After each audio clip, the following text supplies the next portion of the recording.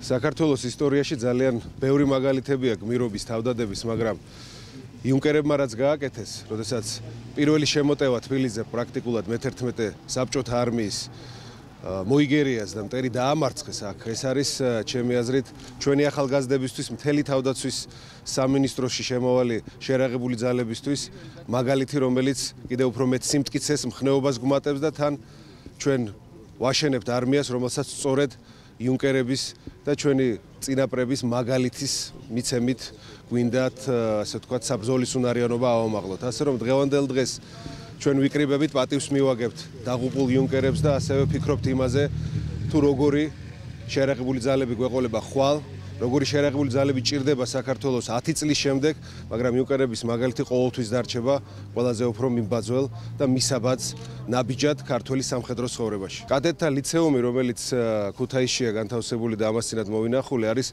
მართლაც ერთ-ერთი, ასე ვთქვათ, კარგი განვითარების და პროგრესის კუნძული, არა მარტო თავდაცვის სამინისტროში, მთელ საქართველოში და იქ თვითონ სასწავლო პროცესი ძალიან კარგად არის დაგეგმილი, მაგრამ როგორც კადეტთა გამოცდილება საბრძოლო, ისევე სხვა თუნდაც 90-იანი წლების პერიოდში ჩვენთან არსებული ოკუპაციის წინააღმდეგ ბრძოლის გამოცდილებაც გახდება ჩვენი თავდაცვის დოქტრინის ნაწილი და კადეტთა ლიცეუმშიც და თავდაცვის აკადემიაშიც დაიწყებენ ამის სწავლებას. ჩვენ უკვე დავიწყეთ პრაქტიკულად შესწავლა ამ გამოცდილების და ეს არის გამოცდილების გაზიარების ის ინიციატივა, რომელზეც ჩვენ ადრე ვსაუბრობთ.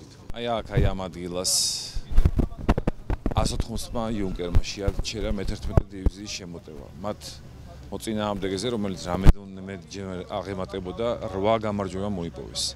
ამიტომ ეს არის ჩვენთვის მაგალითი თავგანწირვის, სამშობლოს სიყვარულის, მამაცობის, გმირობის და როგორც ეს დღე ჩვენთვის არის ტკივილი, ასევე არის სიამაყის გზნობა. ეს არის კარგი გაკვეთილი ჩვენი ჯარისკაცებისთვის, თუ როგორ უნდა დავიცვათ ჩვენი სახელმწიფო და როგორ უნდა გამოვიჩინოთ სიმამაცე და სიმტკიცე. ეს არის თავგანწირვა სამშობლოსათვის და ჩვენ ერთი მხრივ პატივს მივაგებთ, მეორე მხრივ კი ჩვენ ჯარისკაცებთან ერთად ვიყურებით მომავლისკენ, რომ მსგავსი რამ საქართველოში აღარ იყოს.